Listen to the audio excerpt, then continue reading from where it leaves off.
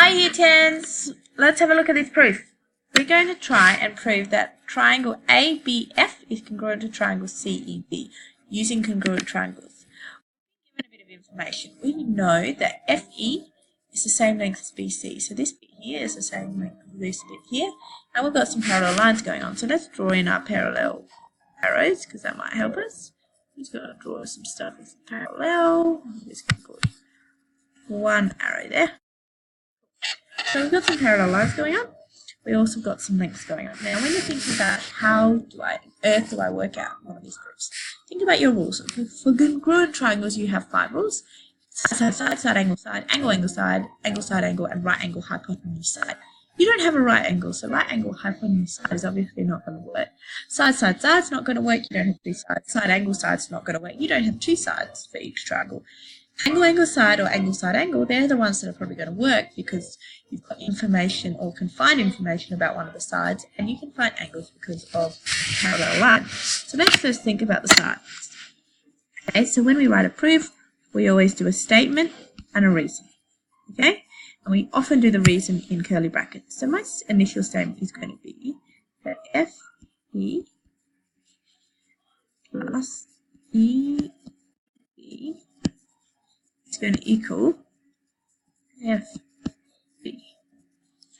That's my first statement.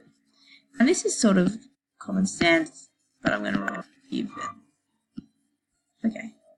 Similarly, EB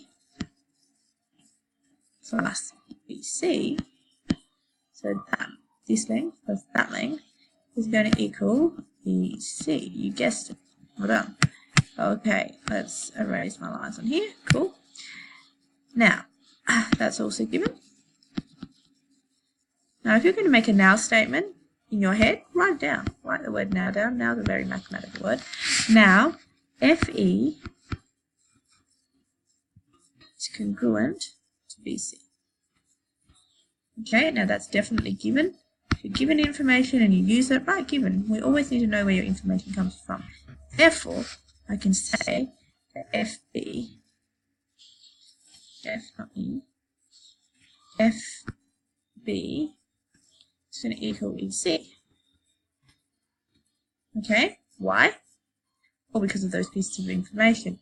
FE plus EB is going to be the same as BC plus EB, because BC and FE are the same. Let's erase my pretty lines there. Okay? So cool, we've got one side the same on each triangle. But how about the angles? Well, I'm going to write the angles over here. Stuff about the angles over here. Okay? First think about the parallel lines AB and the parallel lines EB. Okay? And think about the angle cutting through it. So we've got an angle cutting at B, we've got an angle cutting at E, our transversal or our line cutting at B and E, and we've got an A over here somewhere, and we'll have B over here somewhere. It doesn't really matter. They're parallel lines. Cool. Okay. Now, something might be screaming at you, but what should be hopefully screaming at you is that those two angles are equal. Why? Alternate angles. Brilliant. Okay. So now we can say that angle A, B, F.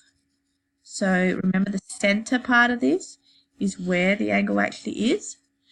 And if you're talking about an angle in a triangle, make sure the letters that you describe the angle with are of the triangle A, B, and F. So angle ABF is going to equal angle CED. Brilliant. Okay. So here we go, angle CED. So there's one. And we've got to write our reason, and our reason is just alternate angles. Okay, that's enough. That's all you have to write. You don't have to write a sentence, but make sure you give a reason. Okay, now let's rub out that set of parallel lines and draw another set, which is our other set on there, which is these ones. Okay? And what line's cutting through that? Well, this line is actually cutting through it. Is actually C's here and F's here and A's here. So that's our set now. Okay, and can we see some more parallel lines? Yeah, okay, we can see that and we can see that. So we can therefore say that angle AFB this bit here, is equal to angle up here, ECD. Okay? Exactly the same reason. Alternate. I'm going to run out of room, but I'm sure you can do it. Angles. Really beautiful. Okay, alternate angles. Therefore, we can say something about the triangles. We've got angle, angle, side. So now make sure when you're naming the triangles, you name them in the order of the angles. So we're going to go A, B, F. Now I'm going to make sure I name it in the same order. So D didn't have one of the angles we found, so we'll start with D. Then we have point E had the same angle as point B, so we'll go angle DEC. And make sure we put our reason, angle, angle, side, congruent. Okay. You can put it equals, you can be putting this, you can put that squiggle, congruent is probably better. Angle, angle, side, congruent. Or Kong. Enjoy! Hope that makes sense.